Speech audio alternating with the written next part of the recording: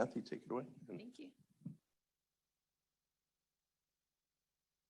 So hi, I am here talking about measurements that we made at the University of Virginia on the surface composition of grains throughout the upper and lower core sections using XPS and SEM EDS. So Chip put me in the space weathering section, and perhaps I belong here, but this work may be more appropriate for the stratigraphy. So we'll see. I tried to gear it a little bit more toward space weathering and processes that we're seeing on the surface. So right here, you'll see all the people contributing to this work. It's a large number of undergraduates who have sort of cycled through. Different teams at different times have done all kinds of work, working on different methods of mounting the samples, finding out optimal ways to do that, calibrating using NIST samples, our EDX system, and then most particularly Jillian and Tin have contributed to the EDX measurements that you'll see here. So space weathering, we typically think of in terms of enrichment of nanoparticle and microscale iron on the surfaces of grains and in the grain rims. In this particular talk, we're looking at the iron, but we're also going to be looking at the other materials. So maybe enrichment or depletion of volatiles on the surface. And the idea here is to compare the composition on the grain surface rims with the composition of the grains themselves. So just a reminder here that the information depth for EDX is sort of on the order of microns, and our XPS measurements are much more surface specific. They're something less than 10 nanometers and correlate fairly well to the implantation depth or the thickness of the rims on the lunar grains. So just a quick summary here of our sample preparation. This is a lunar simulant and not the actual sample there that you see on the slide, but our grains are embedded in indium in order to handle them and put them into the XPS instrument and then subsequently into the EDS. So our general methodology, after receiving the grains, they're stored in nitrogen, kept in their little nitrogen bags, and then opened just prior to doing XPS measurements, because the XPS, again, is super surface sensitive, and we see changes almost immediately with any exposure to atmosphere. We'll talk about that a little bit later. We start off by doing some kind of simple optical petrology, just separating a few grains from each interval into either sort of glassy agglutinates versus materials that are crystalline. Mount them in the indium and then put them immediately into the XPS system. Subsequently, after all of the measurements on the grains, and we're measuring between 3 and 5 grains for each interval, we do the SEM and EDX measurements at some later point. So we've all seen this image before on the left-hand side. So these are from Dick Morris's LPSC abstract. And what I wanted you to compare is the XPS measurement. So these are the surface iron concentrations. This is the average of all of the grains, so both the glass and the crystal materials for the upper core measure, for the upper core. And you can see that the trend is fairly consistent with the I sub S FEO measurements.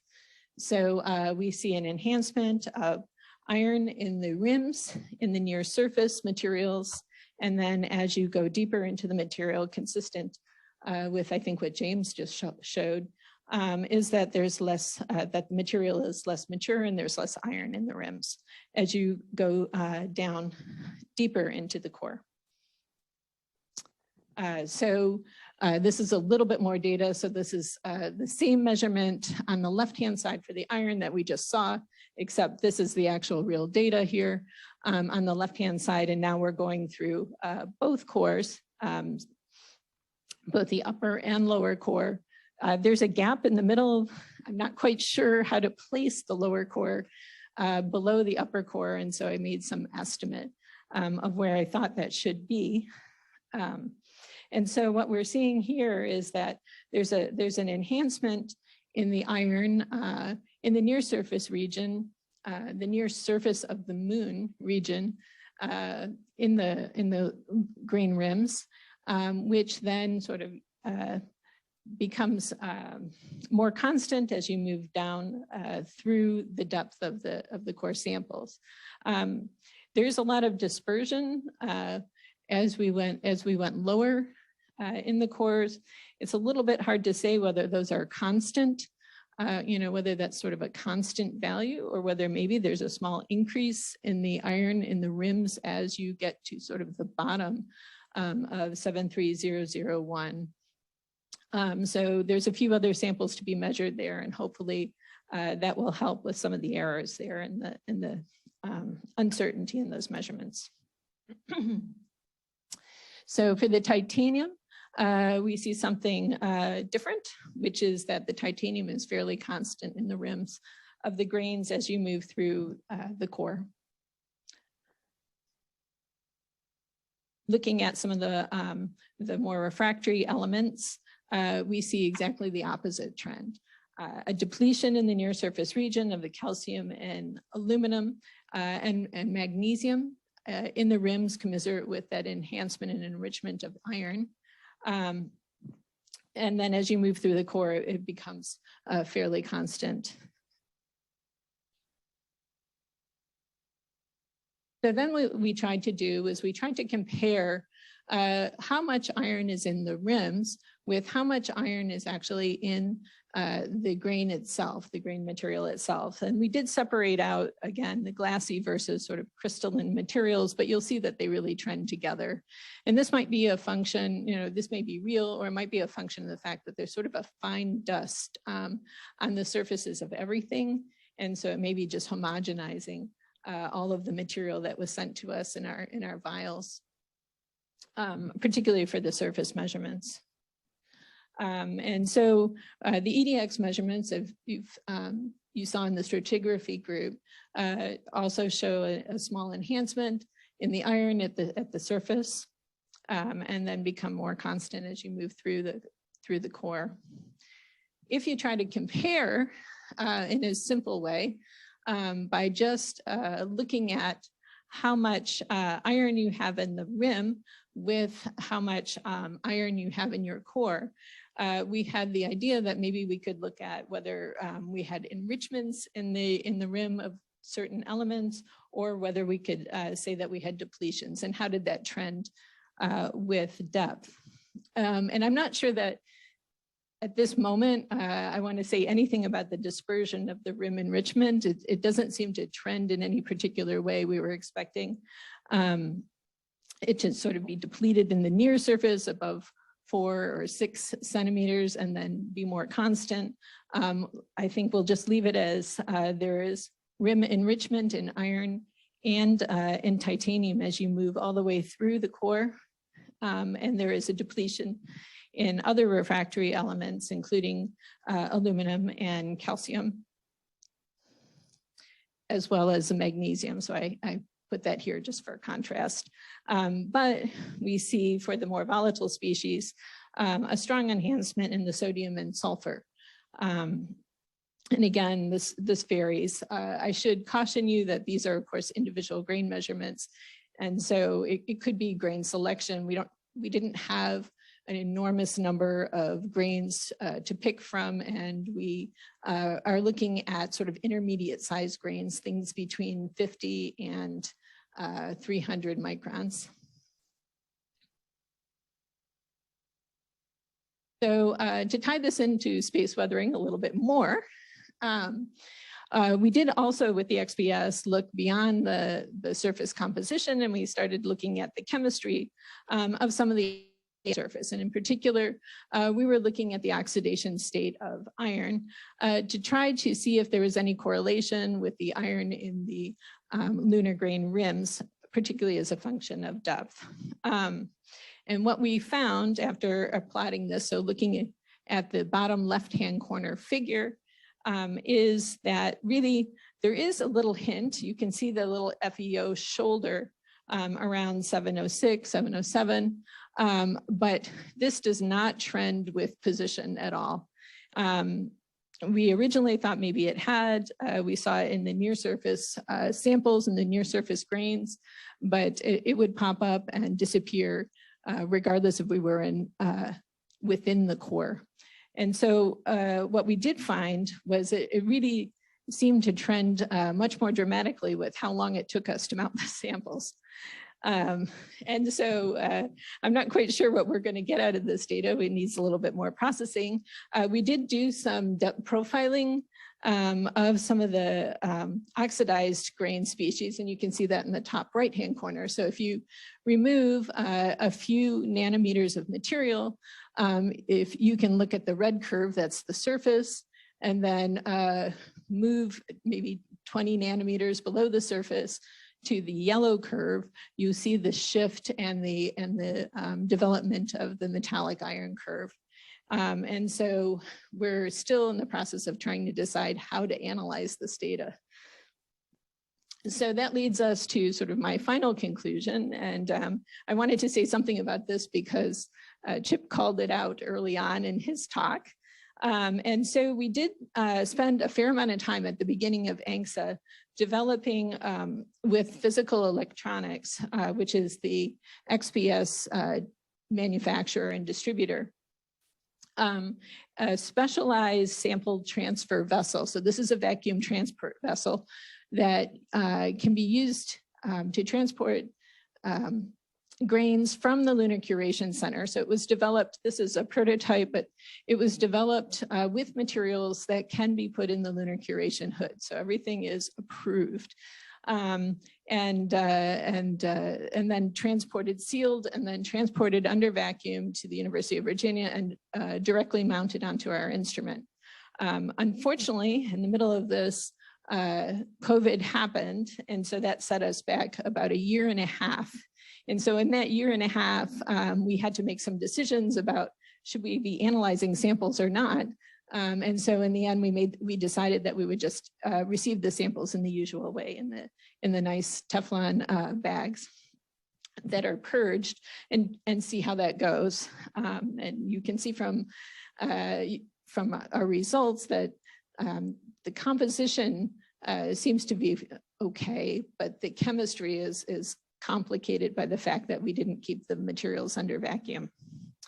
And so I just wanted to reiterate the need for, at least if you are studying surfaces and surface processes, the need for transporting samples and keeping them stored ideally under vacuum, if that would be at all possible, in order to preserve the oxidation state of the surface species. And this may become more and more important for determining whether or not on asteroidal materials that whether the sulfates or the carbonates are endogenous, whether they're hydrated, what about the hydration state of the different minerals, and that particularly maybe cold storage would be an appropriate way to also under vacuum and cold maintain carbonates and sulfates, which for Mars will be presumably hydrated. And so I think I will leave it there. This is just kind of a summary. We see differences in the grain rim compositions versus the bulk material. They vary as you move through the core. And these are likely resulting from different space weathering processes, either impact, deposition, it could be solar wind sputtering, it could be thermal diffusion, et cetera, ion enhanced thermal diffusion, particularly for the volatile species. And this is just kind of a summary of our results then. Thank you.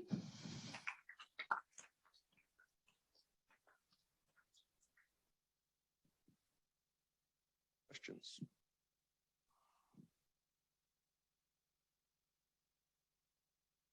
This is more of a suggestion in terms of how we present the core.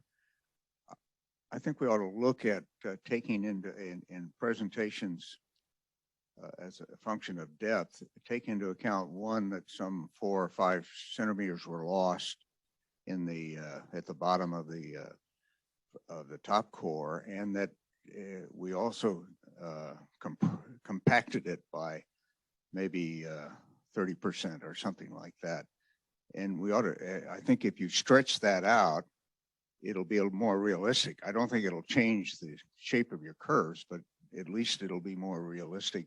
And I would suggest that we ought to start thinking about making that core, those core presentations as a function of depth, a little more realistic. Yes, that's a terrific point. And I think Ryan and I discussed this by email briefly before the conference and how to handle that gap. And so we were hoping that that might come up as a topic of conversation. It's not just a gap.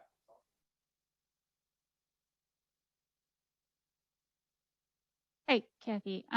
So I was curious about 2 things. How deep did you have to go when you did that removal before you kind of like lost what you think is that atmospheric oxidation? Is that just Right. a nanometer or 2, or? It was just a few nanometers. So I don't have the number right here in front of me, but on the order of 2 nanometers, not more. Okay, cool. And then another question. Do you have like what your substrate is, like what the actual material is? Yes, it's indium 99. Well, no, yeah. no, sorry. For any individual grain, do you know what the bulk grain is? And did you see trends in like which things were on top of which phases?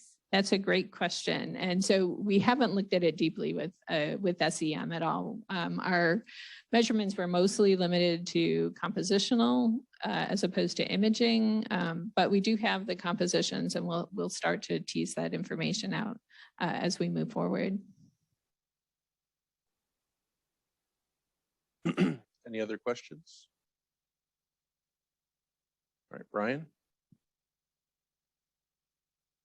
I suppose it's more of a comment about processing samples under vacuum versus under nitrogen. I mean, it can be done. JAXA does it right now. They have a vacuum cabinet, cost them between $5 and $10 million, and the supporting infrastructure for it is significant. So it wouldn't fit in the existing labs. It would need its own lab. So, and I'll be there and I'll be able to talk to them, because what I worry about is I think they operate at like 10 to the -6, which is great for a huge cabinet with all these parts, but that's still not a very high vacuum for what you guys are concerned about, I think. And so if what's getting in there is air, is that worse than just having pure nitrogen around the samples? But maybe they backflush it with nitrogen and that's what's leaking in and stuff like that. For this core, it didn't sit under vacuum. We think the OVC was sealed, but it was sealed at 27 torr of nitrogen for the last 50 years. So it saw the nitrogen statically. And so I wonder if it's more about having better things to send them out in, like what you, the type of container that you were showing that you guys worked on, and if that's, at least in the short term, the best way to get these samples out to folks who want to look at the very surface with minimal contamination. I think that's a great comment. And in truth, what I'd like to do is we'd like to test it at some point, come out and see if it does make a difference. You're absolutely right. For us, 10 to the -6 is not useful. It's not a useful vacuum. You know, if it would have to be ultra high vacuum for it to really keep things from oxidizing, at least to the monolayer level on the surface. But, you know, we have the vacuum transfer vessel. It's just really a matter of coming out and giving it a try. We could even maybe try something in the laboratory where we irradiate a sample. We don't even have to come here, or put it in the vacuum transfer vessel for a day, a week, whatever, under vacuum, and then put it back in and see what happens. But yeah. And I think, Ryan, correct me if I'm wrong, the JAXA stores the samples under vacuum, but they're still processing, at least for HIBUSA 2, processing under nitrogen. Yeah, it was pretty hard. We didn't have the tools to process and mount the samples even under nitrogen at UVA. So we wound up doing it as fast as possible under air. And you can put sort of a purge, like a breeze of nitrogen. But we didn't do that for these samples. Any other questions? Chip?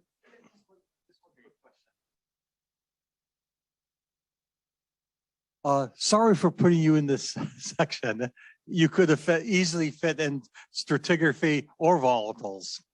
Oh, no problem. I feel like, sort of a native in this space weathering world. So Yeah, that's good. the kind of the question I had, we've been debating quite a bit how deep within, how close the core came to intersecting the older landslide deposit. Is there any indication in your data that there was some of that material incorporated into the deposit that we did sample? So I have not looked at that. I don't know if I can say anything definitive about it. I can say that the iron, to me, looked suspiciously like it was increasing, but this is the iron in the rims, not necessarily the iron in the grains. And I'm only looking at a couple of grains. But maybe more discussion. If I know what I should be looking for, I can look for it.